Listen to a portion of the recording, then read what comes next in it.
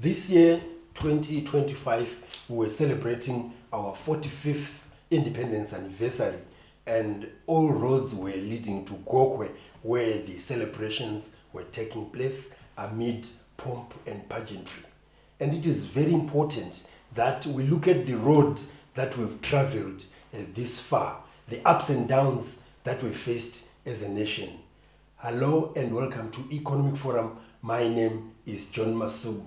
And today, as we take stock of our independence successes as well as impediments, we've invited Dr. Matenda ANDREAS RUKOBO, who has been a public servant for almost all his life, just to help us look at where we've come from as a nation and some of the hurdles that we have had to deal with, and where we are this far and where we are going to.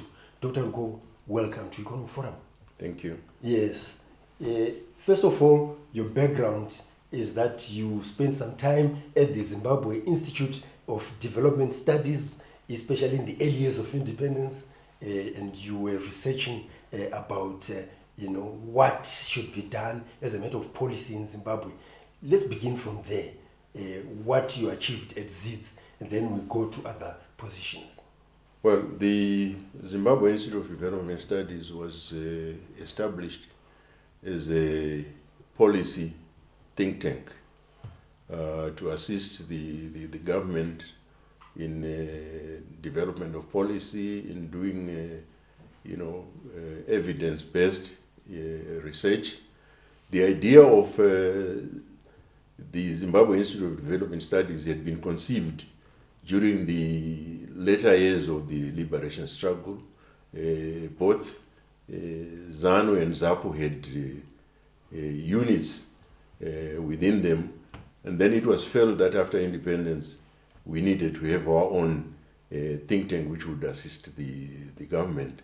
Now, looking back to those years and some of the early researches that you had, would you think that the policies that then followed were really, solving some of the problems that we had since independence? But they made a contribution to policy. In other words, in formulation of policies, some of the things that we did were taken into account. For example, we did research along with other researchers on indigenization policy, and we submitted that document to government. I believe it was taken into account in the formulation of policy. We also did a leadership code, I think you remember. Yes. In the early 80s. We also made an assessment of leadership codes in other countries and made our own recommendations. There were many things that we did. We did research on agriculture and land. We did research on on women and gender issues and areas like that. Now, looking at all those researches that you are talking about, especially those concerned with economic development of the nation, would you say that most of them were implemented? And if they were implemented, how far successful were they, and what were some of the problems that we faced? Because that was the beginning, of looking into the future, as it were, for an independent country. A research institute makes an input into policy. The policies themselves are always formulated by by ministries and government, and they are the ones who implement. But what research institutes do is to make analysis, is to give advice where it is possible, so that there can be refinement of policies. Through the consultancies that we did, I think some of the things were either adjusted or refined. Yes, you then moved on to other ministries in government and departments. What were your experiences like? What would we say we scored as a country, for example, in the field of information, where you were once director of information, and later we're going to be talking about parliament, where you also worked as a director, as we are taking stock of how we've done, how we've performed since independence? Well, I think the Ministry of Information played a vital role, particularly in the early years of independence, in disseminating information to the public. I believe you know that there were a number of departments. There was the Rural Information Services. There was the also the mobile cinema units, which were very important, especially in the rural areas, in giving people information and mobilizing them around specific policy issues. There was also the research department in the Ministry of Information. There was the public relations department. All these made a contribution, to articulate the policies of the government. I think you remember also that there were information attaches in embassies. We were sort of selling our country. Yeah, selling our country. What was available economically and otherwise. Yeah, and making people aware of what the country was doing. That's Dr. Matenda ANDREAS RUKOBO, who is a policy analyst and has come through various positions in the public service. We're taking stock of our independence to see how we've developed, the ups and downs that we faced. So join us in the second segment of Economic Forum.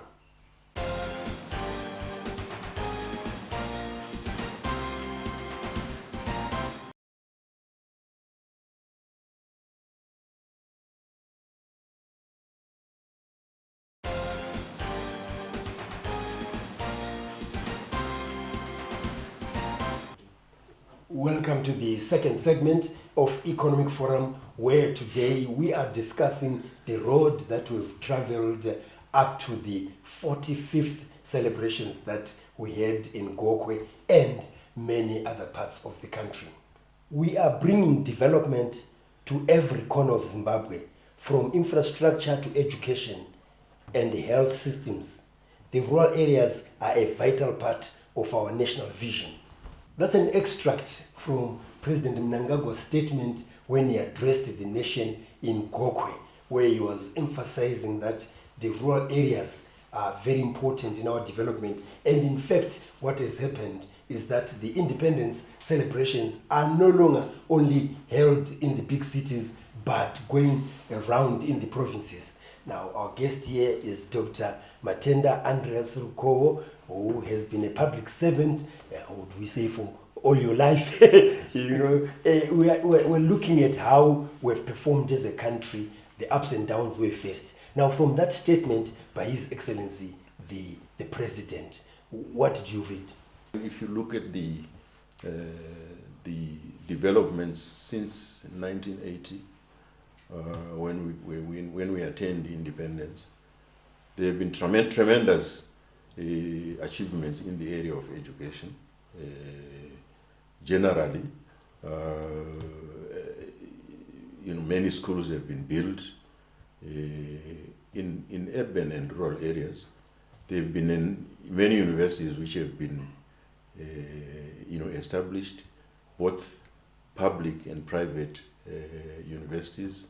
There are also other tertiary institutions, teachers training colleges, technical colleges have been established, and through the devolution program, I think more has been achieved in the last few years, where schools have been established where there were no schools, before. They've also been, other infrastructure like clinics, which have been established.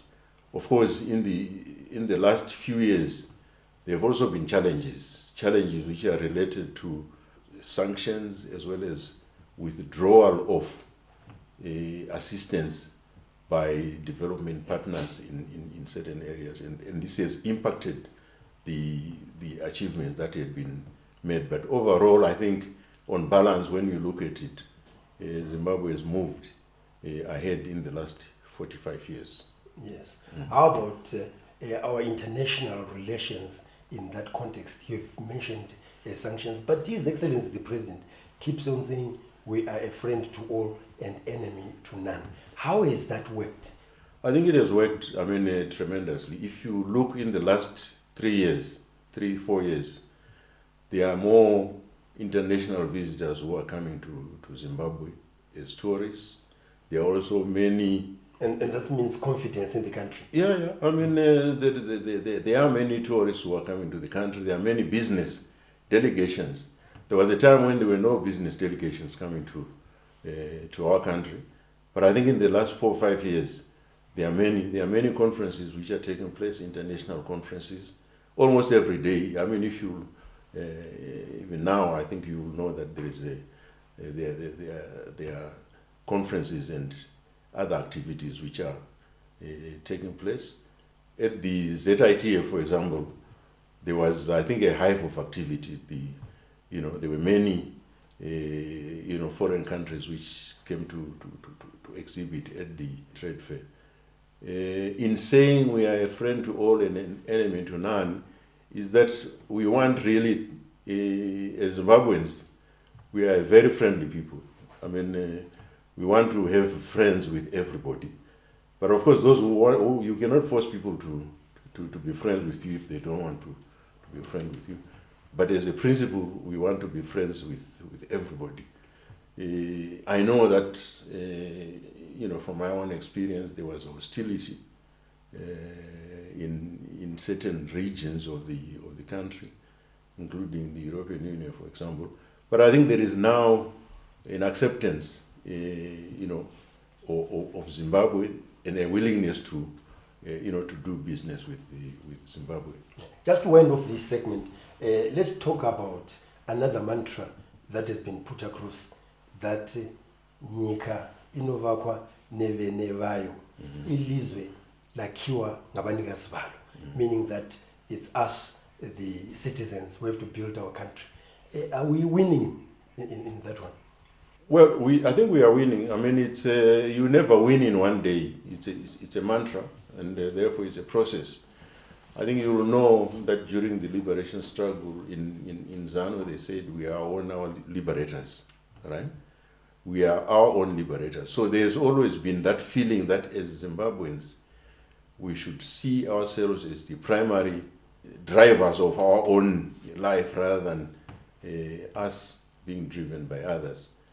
We are winning in the sense that, as far as possible, we are saying the programs that we do should come from us. They should not be dictated from outside. Where we cannot get resources from outside, we should use our own resources to develop our own country. We should also use our own human resources. That is why now, for the first time, you have a diaspora desk in the Ministry of Foreign Affairs to try and encourage Zimbabweans who are in the diaspora to say, even if they are outside the country, they should always know that Zimbabwe is their home. In fact, many countries, I mean, if you look at Asian countries, for example, they always try and mobilize their own people who live outside the country to participate in the affairs of their own country. So that's what the mantra is all about. Every Zimbabwean has a responsibility, has a duty to ensure that the country develops and takes responsibility for the success and failures of the country. That's Dr. Matenda ANDREAS RUKOBO, who is our guest today as we take stock of our independence, which we celebrated in Gokwe, where the main celebrations were, and all over the country. What have we achieved? What hurdles have we faced? And how are we overcoming them? So join us in the third and final segment of Economic Forum, where we're going to hear our guest telling us about how he has made sure that our history is not forgotten by documenting some of the things he did in government.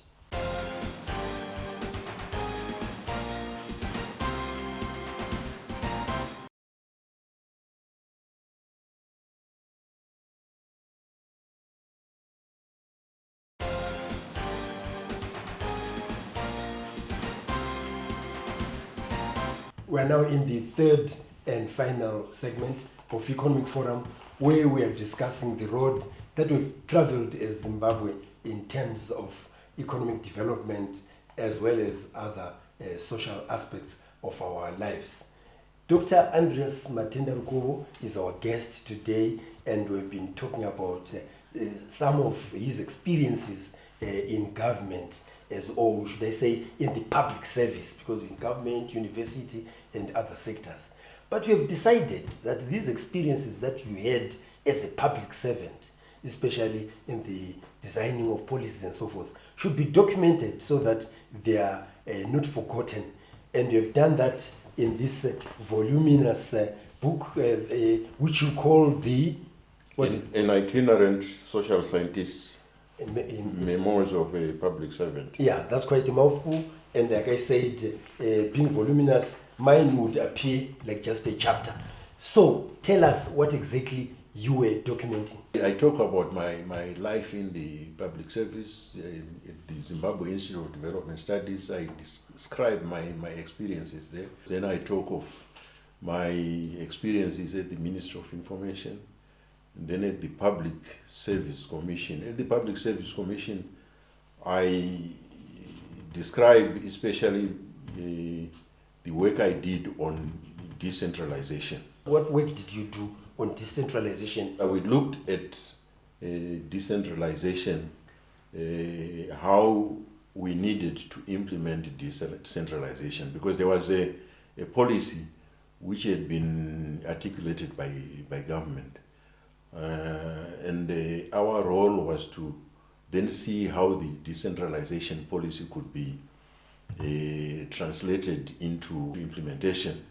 As a result, we went to South Africa to look at their own decentralization program. When we came back, we then had a series of meetings, and then we made our own recommendations as to how decentralization, especially of the human resources, could be done.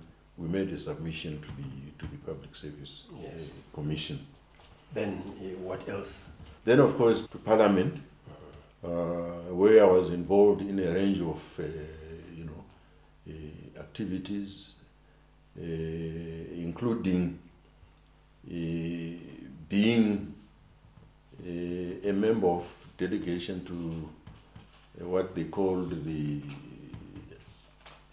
African Caribbean European Union Joint Parliamentary Assembly, where we went to different countries, and that was at a time when Zimbabwe was in the glare of international publicity in a very negative way, and our role was to try and explain our situation. What was the negativity about?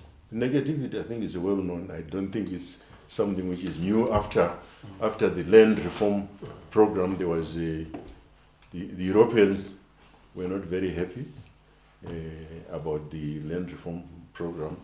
So, and that is when sanctions we introduced. So our role was to try and explain our own situation and try and mend bridges where it was possible.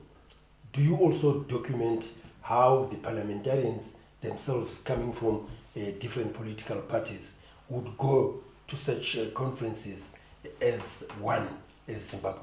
Generally, they went as one. Of course, there were sometimes would be disagreements here and there, but at the end of the day, there was a common brief that the members of parliament, as members of parliament from Zimbabwe, needed to articulate, one common view.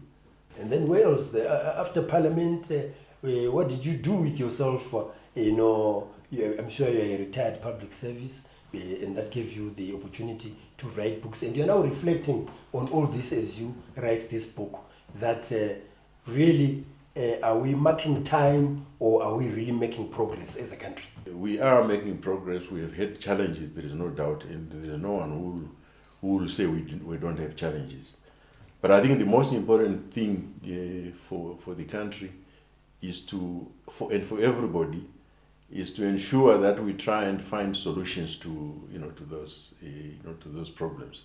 And some of the policies that have been, you talked about, a friend to all and enemy to none, as part of the international relations, where we want to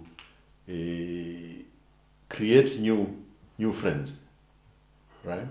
As well as persuade those who had turned against us to come back. And I think some of them are coming back. And also to consolidate and deepen relations with our traditional allies, like China, like Russia, at one time the Soviet Union, Cuba, India, and the non-aligned movement. I decided to write this book as a contribution to our own history, and also to document my own experiences as a public administrator. I think it's very important that as Zimbabweans, we record our own history, so that it's not recorded for us by others. So you said you take responsibility for where we succeeded as well as where we failed as a country, as a policy. Yeah, I think so. I think all of us. I think it's not only me who should do that. I think it's all of us. There is a tendency among us to blame others, to say it's them who are wrong, when in fact you'll find that all of us, especially those who were there in the 80s and 90s, we were given a responsibility of one form or the other. So it was not them, it was all of us, I think, who... Collectively. Yeah, collectively. Yeah. And we should continue to take responsibility. And in any case, all countries, there's no country which does not have, problems. But sometimes the difference is that people unite around the development trajectory of their country and may disagree on the way in which implementation is done. Mm-hmm. Yeah. That's Dr. Matenda Andreas RUKOBO, and we have been taking stock of our 45 years of independence in Zimbabwe, looking at the policies that have been implemented, how they have succeeded in some cases, and also where there have been challenges. We've looked at all that, and the fact that it is important to take responsibility when some of these things happen. What you can do, if you have any questions or any areas of discussion, is to contact us on the numbers that are showing on your screen, and we usually refer back to our guests to give you answers. If you'd like to engage with us on our social media platforms,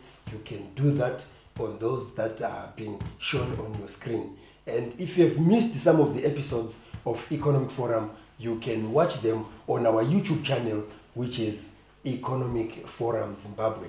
So, Dr. RUKOBO, I would like to thank you very much for coming to the program. Okay, thank you very much. Yes, and on behalf of the production crew, this is John Masu.